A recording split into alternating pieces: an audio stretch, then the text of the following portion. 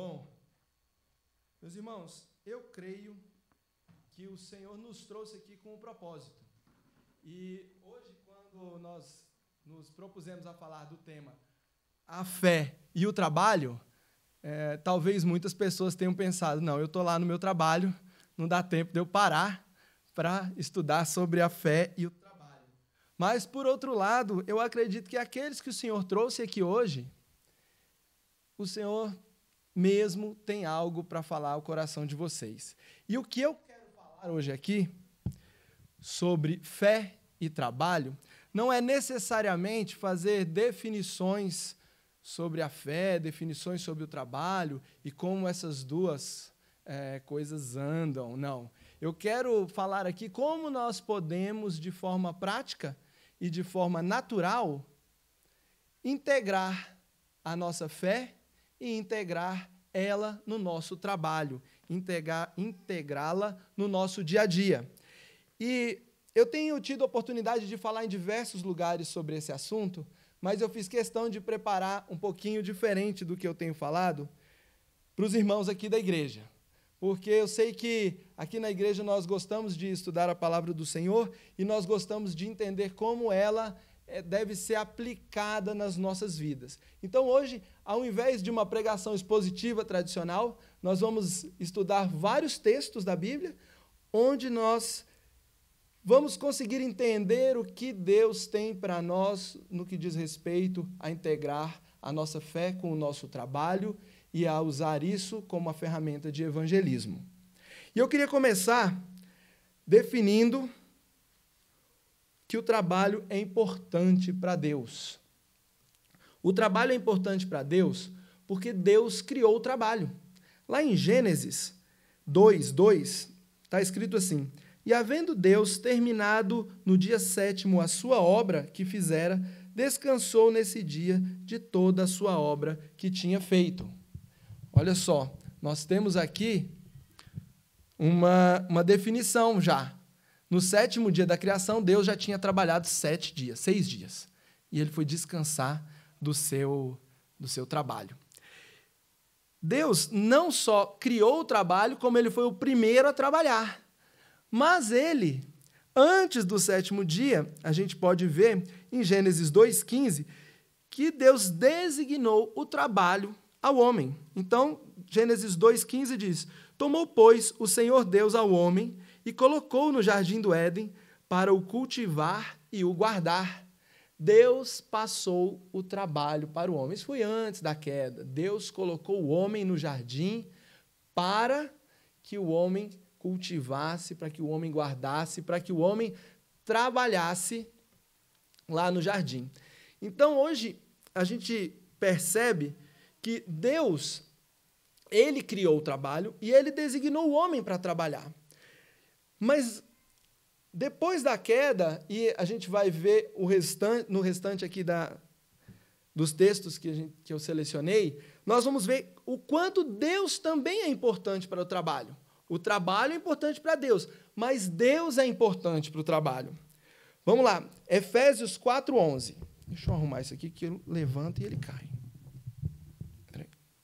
Agora acho que equilibrou.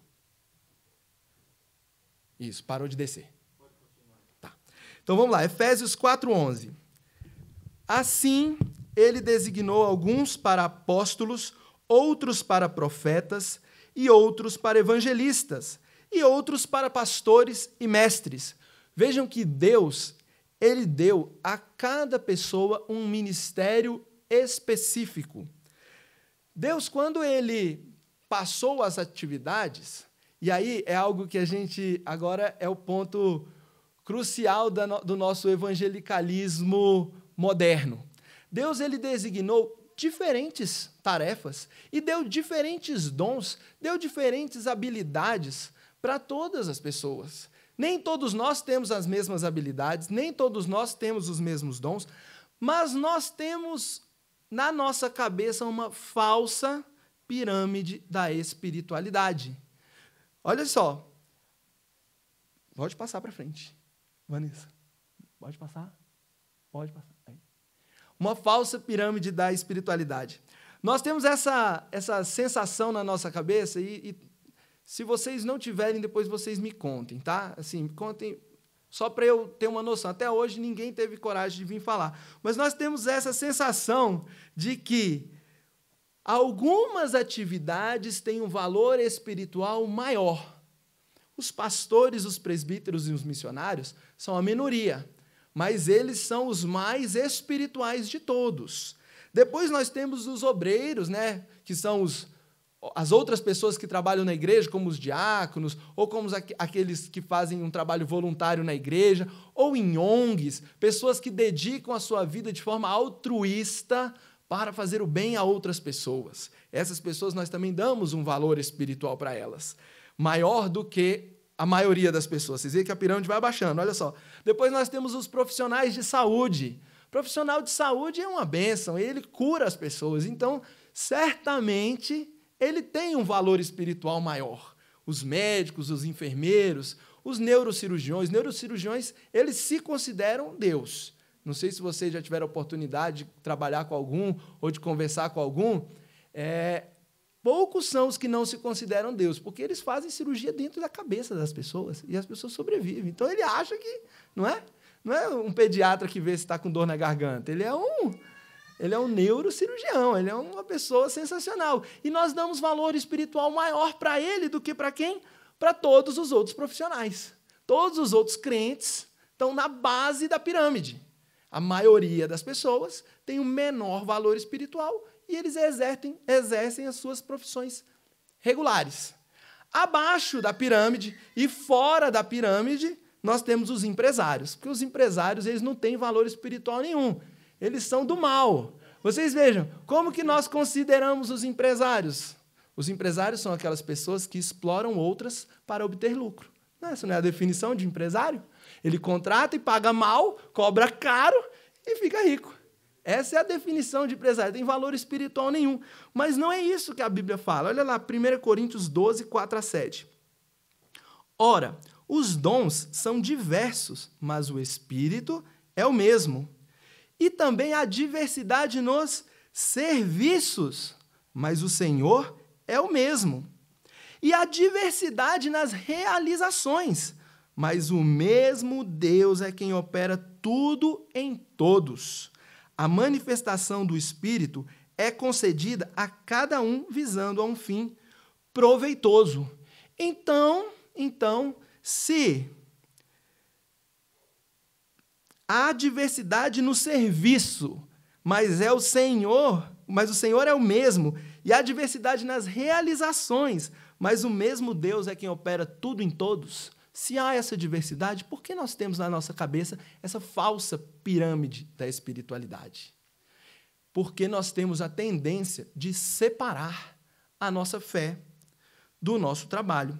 Olha aí, a gente tem uma visão, no próximo slide, a gente tem uma visão tradicional que diz o seguinte: de manhã e de tarde eu trabalho, de noite eu vou para a igreja e lá eu exerço a minha fé. Então, terça-noite tem mocidade ou grupos pequenos nas casas, quarta-noite nós temos um culto de doutrina, sexta-noite talvez alguns outros grupos se reúnam, no sábado, quem sabe, à noite. E aí, quando chega lá no domingo, eu tenho o dia inteiro dedicado aí à fé. Então, domingo é o dia do Senhor. Domingo é o dia do Senhor, mas isso não diz que os outros não são.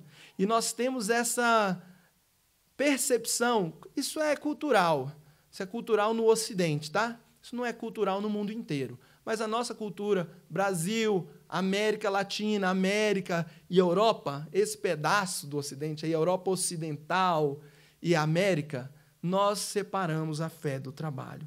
Mas essa não é a visão bíblica. A visão bíblica é a visão integrada, onde em todos os momentos eu tenho o meu trabalho e a minha fé andando juntos, de forma que não é possível dissociar as duas. Olha o que está escrito lá em 1 Coríntios 10, 31. Portanto, quer comais, quer bebais, ou façais qualquer outra coisa, fazei tudo para a glória de Deus.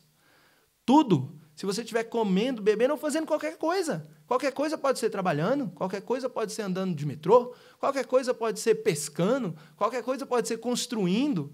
Tudo, qualquer coisa, nós temos que fazer para a glória do Senhor. até ser empresário. Ser empresário para a glória do Senhor. Nós vamos chegar nos empresários. E eu quero contar para vocês sobre um professor que teve lá na Malásia. Eu não conhecia esse professor e essa foto não é deste professor. Essa foto é apenas ilustrativa. O que aconteceu com o professor lá da Malásia? Eu tenho um amigo e esse amigo ele faz um trabalho semelhante ao trabalho que o Carlos faz de cuidado de missionários. E ele, no hall de missionários que ele cuidava, estava esse professor lá da Malásia. Na verdade, o professor era norte-americano e ele foi para a Malásia. Ele conseguiu um emprego para dar aula de ciências numa escola de ensino médio. E ele... Não, de ensino médio não, na universidade, mas aula de ciências na universidade. E ele mudou para lá, e ele foi enviado pela igreja dele, os presbíteros e os pastores oraram, e ele foi, e ele conseguiu levantar recursos, e com os recursos que ele levantou, ele conseguiu instalar a sua família, e parte do seu sustento vinha do seu emprego na universidade, parte do seu sustento vinha enviado por irmãos dos Estados Unidos, até que ele conseguisse ter aulas suficientes na universidade para que ele conseguisse se sustentar completamente. E ele era um missionário. Mas essa escola que ele começou a trabalhar não era uma escola agência missionária escondida. Ela era uma escola normal. E ele foi morar numa casa normal, num bairro normal. E ele passou a ter a sua vida normal. Ele começou a frequentar uma igreja evangélica local. Não era da denominação dele, mas era uma igreja que tinha lá na cidade. E ele ia ali, de vez em quando, nessa igreja, e ele dava aula. Ao final de um ano, esse missionário amigo meu foi lá visitá-lo. E nas primeiras conversas, logo ele, muito chateado, ele falou, olha, eu não sei o que acontece, eu não sei se é um problema de denominação, não sei se é um problema de eu ser americano e ter questões culturais do tipo, o americano vem e tem que impor, mas o meu ministério não está frutificando. A igreja local que eu estou frequentando e queria estar apoiando, ajudando, eles não me deram nunca uma oportunidade, nem sequer de orar no final do culto. Não me chamaram para falar, nem nada. E ele falou, você já conversou com o pastor? Ele falou, não consigo, eu tento, e a conversa não sai. Bom, a conversa avançou, eles conversaram, e esse missionário ficou alguns dias lá. E durante esses dias ele foi à igreja. E ele foi tomar um café com o pastor da igreja. E para nossa surpresa, a Malásia é um país que tem uma cultura completamente diferente da cultura ocidental. E para nossa surpresa, esse missionário, meu amigo, ele perguntou para o pastor, lá pelas tantas, ele falou, pai, eu não sei que dia eu vou voltar aqui, eu preciso pôr isso logo a limpo. Ele perguntou, por que vocês nunca chamaram o fulano de tal para pregar na igreja, ou para participar, para se envolver? Aí ele falou, a gente não sabia que ele era crente. Aí ele falou assim, mas como não sabia que ele era crente? Não, ele vem aqui, mas na igreja vem muita gente. Agora, o que a gente sabe é que ele dá aula na faculdade de ciências e ele nunca falou que Deus era o criador da ciência. Ele nunca citou Deus em nenhuma das suas aulas. Ele sempre foi super técnico e falou dos livros lá do Ocidente, nunca falou da Bíblia. Como que uma pessoa que é crente consegue viver separando o trabalho da sua fé? Na cultura da Malásia, é tudo integrado.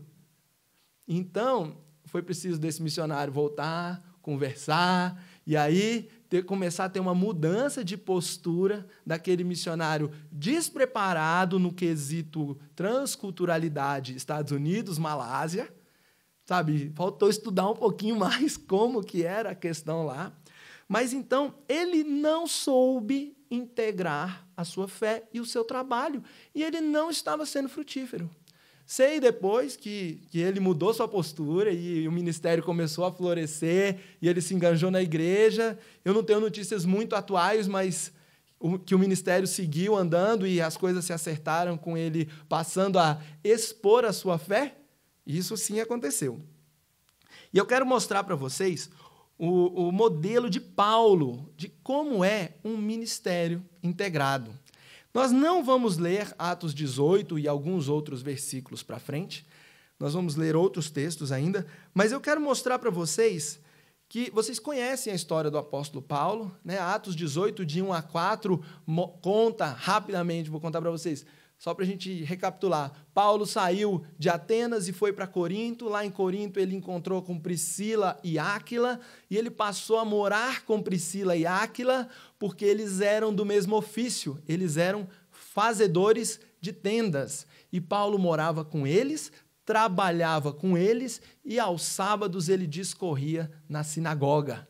E Paulo, se nós olharmos, Paulo, Priscila, Áquila e outros utilizavam do seu trabalho, utilizavam da sua integração entre a sociedade para expor o evangelho. Eles integravam a sua fé no seu trabalho, porque o trabalho ele ajudava a Paulo a se identificar com as pessoas.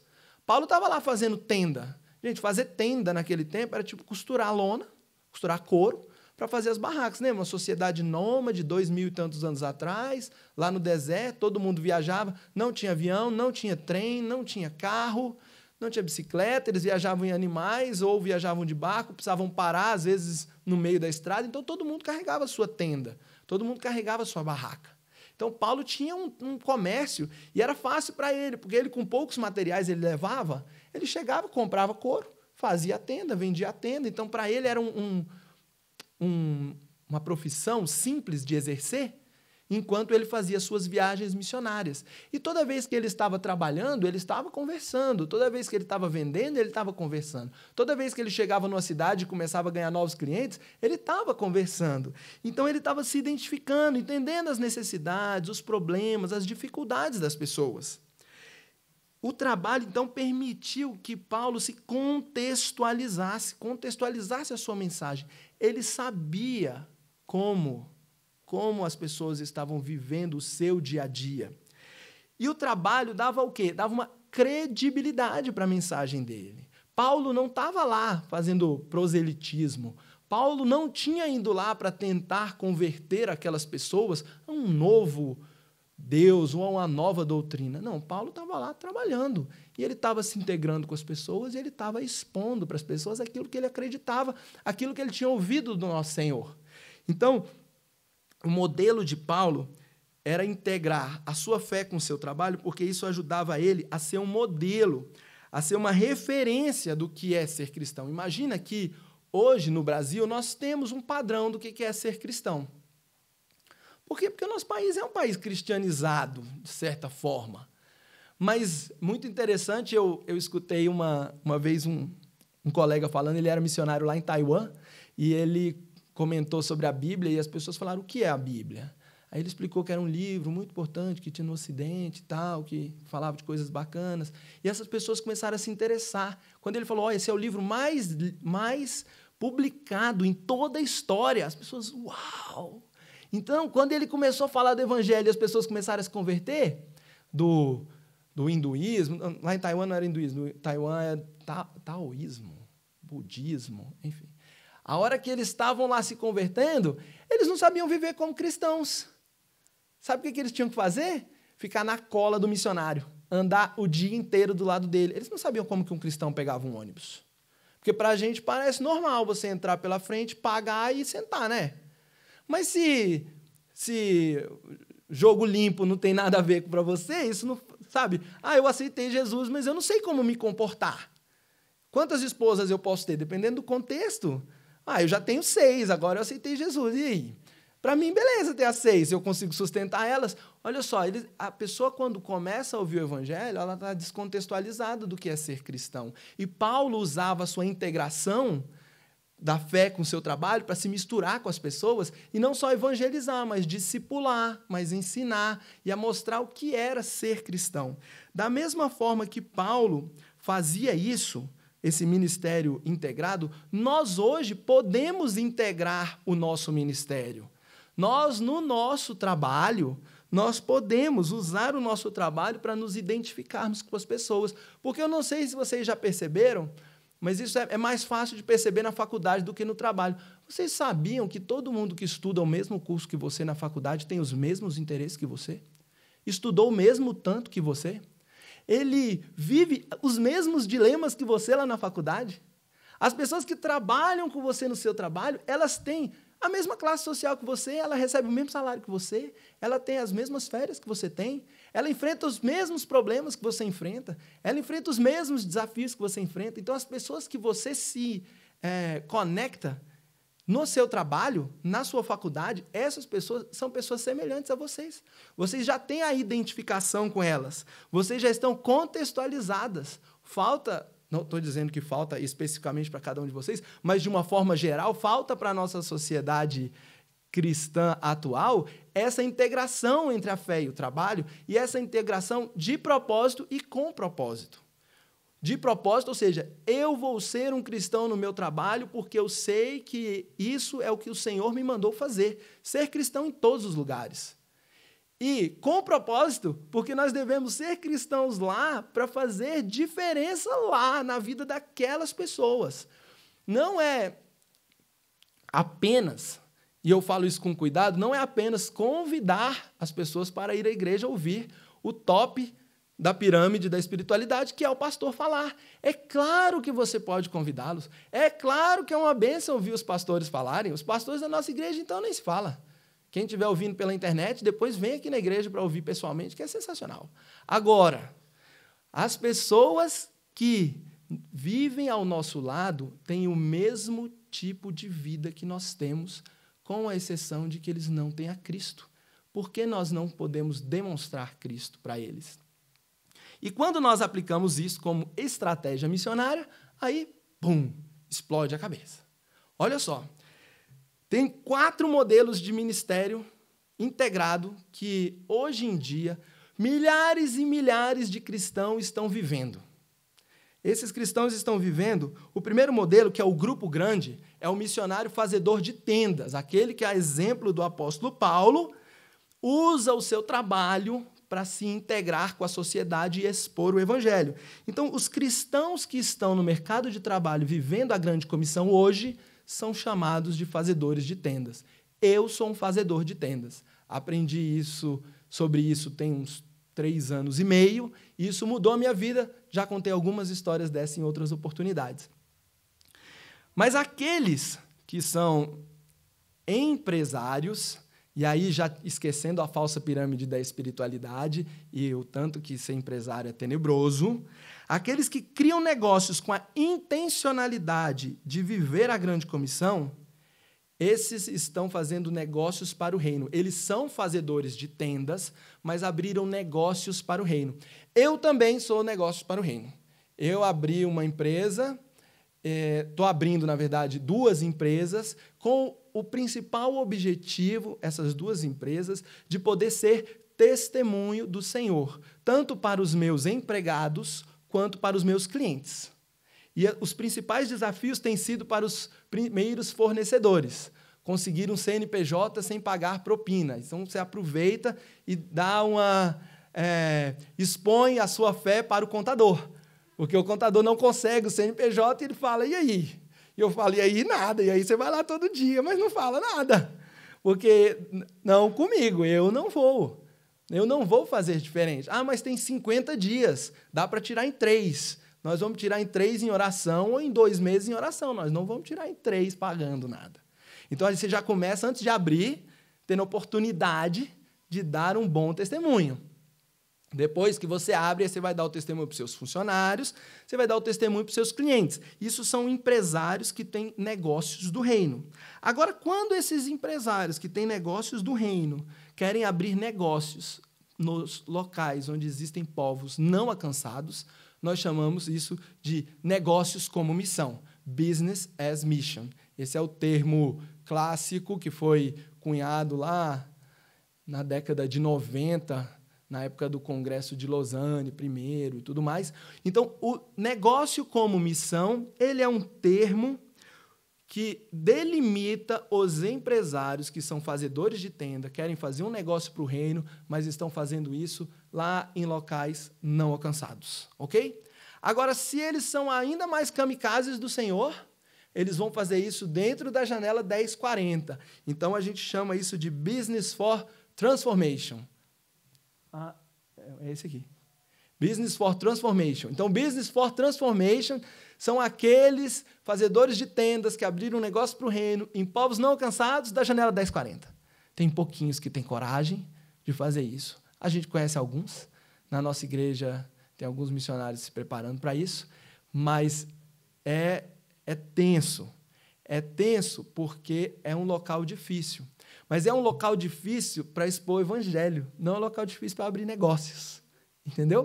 Então, eu vou mostrar para vocês alguns exemplos agora de todos esses tipos de missionários, para que vocês entendam que existem cristãos fazendo isso e esses cristãos têm abençoado muitas vidas. Nós também poderíamos estar fazendo isso. Primeiro, eu quero mostrar a pessoa. É uma pessoa que eu conheci semana passada. Semana passada, aqui no aeroporto de Brasília. Eu fui buscar minha mãe no aeroporto e ela chegou com uma moça, uma indígena, e ela falou: filho, conversei com essa moça no avião e essa moça quer saber sobre integrar fé e trabalho, sobre fazedores de tenda, você conversa com ela aí. Eu fui buscar minha mãe no aeroporto. Aí fomos lanchar, fomos conversar, levei ela em casa. Gente, ela chama Keila, ela pode contar o nome. Ela chama Keila, ela tem em torno de uns 24, 25 anos.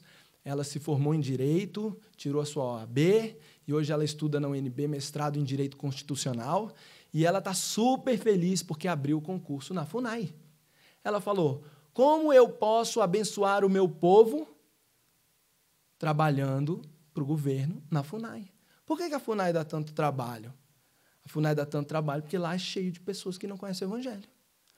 Desde 2011 não abria concurso para a FUNAI, abriu agora. E ela falou: e não tem nenhuma vaga lá para perto, da onde é a minha casa. Mas depois eu chego lá. O meu objetivo agora é ser uma cristã que entende dos direitos do meu povo para fazer diferença dentro da FUNAI. E eu falei para ela: você, apesar de ser uma indígena do interior de Minas Gerais, você tem a cara de Brasília. Em Brasília, todo mundo, quase todo mundo, é funcionário público. E olha só, aqui na nossa igreja, deve ter aí uns 80% são funcionários públicos. Olha o tanto de crente, funcionário público, trabalhando nos mais diversos órgãos. Tem desde aqueles mais simples, que fazem tarefas mais simples, até aqueles que ocupam superpostos. E aqui na nossa igreja a gente tem exemplos de cristãos que fazem a diferença ocupando esses superpostos no governo. Mas a gente também sabe que tem muitos cristãos que estão no lugar certo, com o conhecimento certo, e estão tímidos, porque estão presos no paradigma anterior, onde você trabalha de manhã e de tarde e exerce sua fé de noite. Se a gente mudar esse paradigma, a gente muda esse país. Começando aqui da nossa igreja, aqui da nossa cidade. Tem mais exemplo. Esse exemplo aqui ele é muito legal, é o exemplo da Ula Braceletes. Ula Braceletes é um exemplo de uma empresa BAN. Duas irmãs a mais velha tem... Depois ela vai brigar comigo, mas tem acho que uns 26 e a irmã mais nova uns 24. Um ano e pouco atrás, elas queriam abrir uma empresa e elas ficaram sabendo da causa dos refugiados sírios. E elas abriram essa empresa chama Ula Braceletes. A Eliane, minha esposa, e a minha filhinha têm braceletes, da Ula Braceletes. E vocês podem entrar, meninas e rapazes mais descolados, tem coisa para homem lá também. Eu não tenho, eu não sou tão descolado. Mas tem braceletes, colares e tornozeleiras no site da Ula Braceletes. Qual que é a diferença da Ula Braceletes? Olha a visão que essas meninas escreveram para a empresa delas. Sabe quando a gente escreve visão, missão, não sei o quê? Olha a visão que elas escreveram. Nós queremos criar e comercializar estilo através de braceletes que promovam alegria e bem-estar. Mas não é só isso. Tendo como propósito contagiar e transformar vidas, oferecendo oportunidades de trabalhos a mulheres refugiadas sírias. Quem fabrica os braceletes são refugiadas sírias. Elas criam, elas compram a matéria-prima, elas ensinam, elas empregam as moças fabricam, elas comercializam na internet, em feiras, em eventos e tudo mais. O dinheiro que elas ganham comercializando, elas pagam os salários e pagam também o seu próprio sustento. Então, olha só, é uma empresa BAN dentro do Brasil, porque os sírios são povos não alcançados, certo? Só que isso acontece lá em São Paulo. Essas irmãs são membros de uma igreja presbiteriana lá em São Paulo e eu tenho tido a oportunidade de ajudá-las a estruturar e preparar a empresa para crescer ainda mais e poder abençoar ainda mais pessoas. E por que eu estou ajudando elas? Porque eu fiquei muito empolgado com a próxima empresa que eu quero contar para vocês, que é a FreeSet. A FreeSet é uma inspiração. É uma inspiração. A FreeSet, ela é uma empresa B4T. Ela é uma empresa que é uma empresa BAN e fica lá na Índia. Ela está lá na janela 1040, lá no olho do furacão. A história da FreeSet é muito legal, vou contar bem resumida. E se vocês tiverem oportunidade, entrem no site, lá tem vídeos bacanérrimos contando a história. Mas teve uns missionários que foram australianos, que foram trabalhar lá na Índia. E eles chegaram e procuraram antes pela internet, outro erro básico, procuraram antes pela internet onde eles poderiam morar. E eles queriam trabalhar nessa cidade que chama Kolkata, que é uma cidade gigantesca, e eles conseguiram um apartamento muito bonito, enorme, eles tinham crianças pequenas, por um preço muito baixo. Aí eles alugaram, chegaram lá, tudo bem, de dia e tal. Aí deu 8 horas da noite, o marido saiu para comprar o primeiro lanche, quando ele vê uma multidão de prostituta. Uma multidão de prostituta. Lá não era a zona da luz vermelha, não. Lá é o bairro da prostituição com mais de 10 mil mulheres. Elas ficam enfileiradas na porta dos estabelecimentos. Então, a calçada nesse bairro é totalmente tomada de prostitutas. O tempo todo. E com aquele trânsito que vocês já devem ter alguma ideia lá da Índia, fica o tempo todo parando um homem e levando essas mulheres para os seus serviços. Alguns param e as mulheres, o serviço é bem atrás, que elas ficam... Muitas são prisioneiras, elas estão ali não porque elas querem, mas porque elas foram vendidas como escravos pela sua família e tudo mais. Então, elas ficam ali e elas prestam atendimento na loja exatamente atrás. E para elas...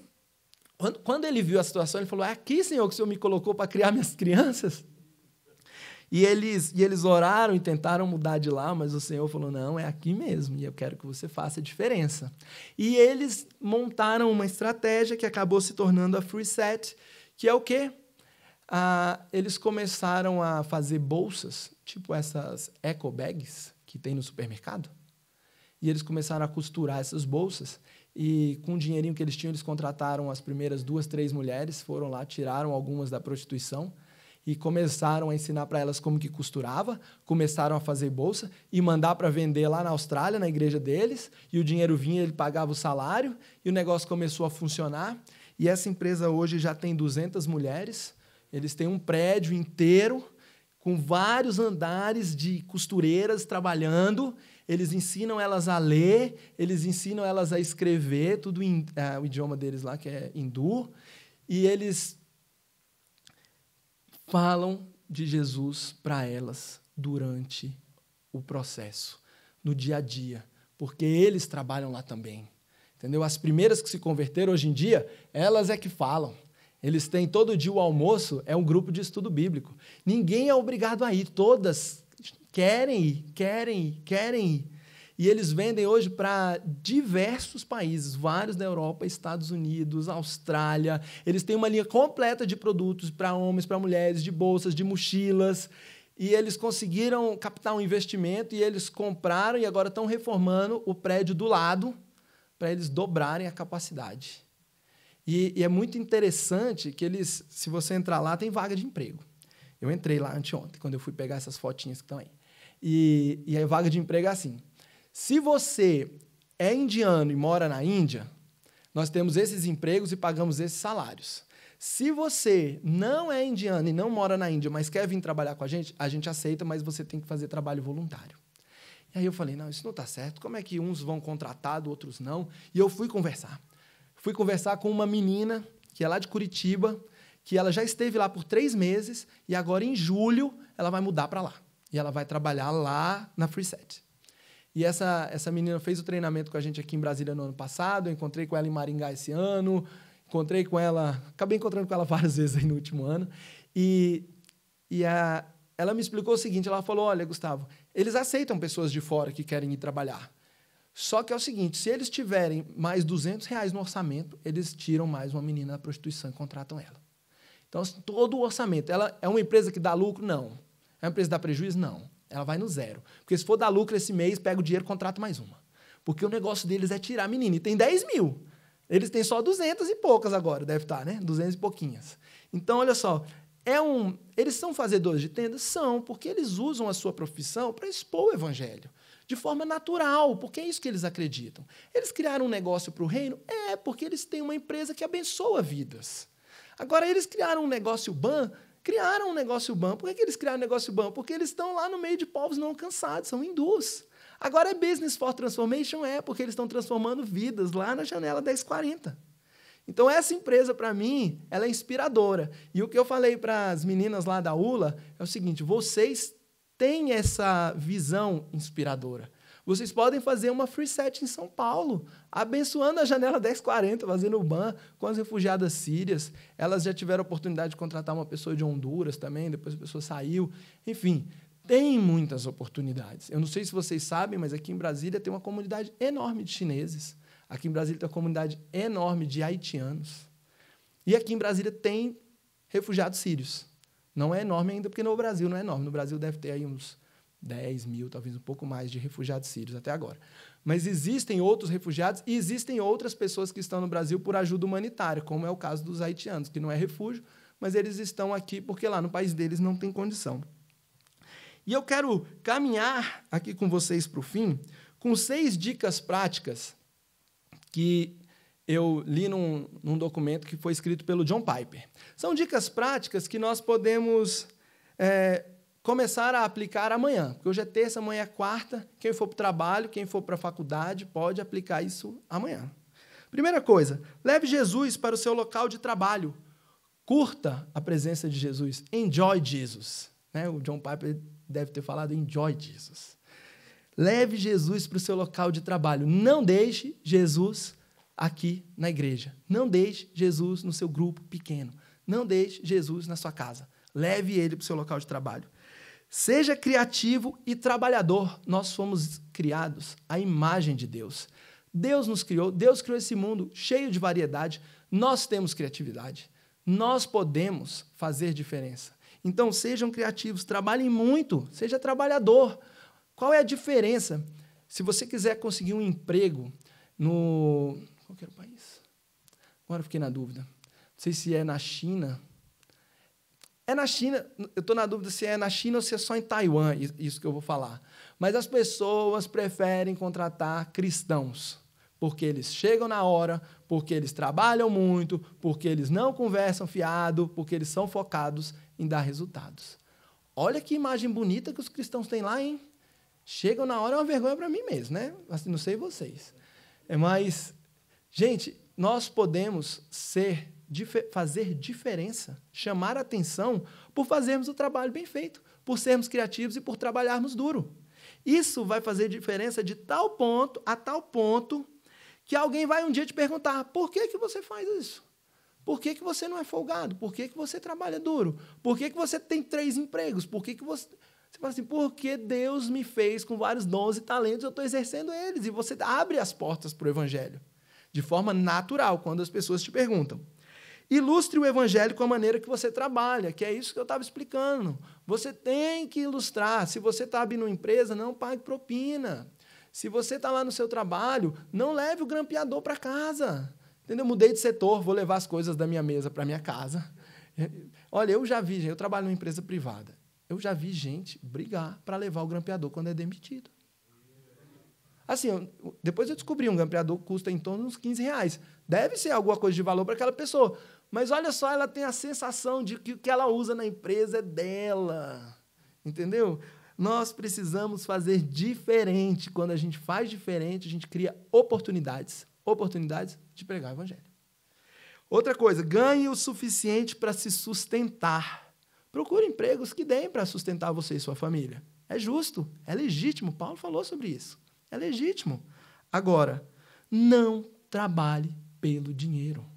Nós trabalhamos porque Deus nos mandou trabalhar. Nós trabalhamos como uma estratégia de evangelismo e a forma como Deus tem para sustentar a nossa família, para que nós reconheçamos que é Ele quem manda o sustento. É por isso que nós trabalhamos. Nós não trabalhamos porque amamos o dinheiro. Nosso Deus não é o dinheiro. E nós temos a tendência a esquecer isso.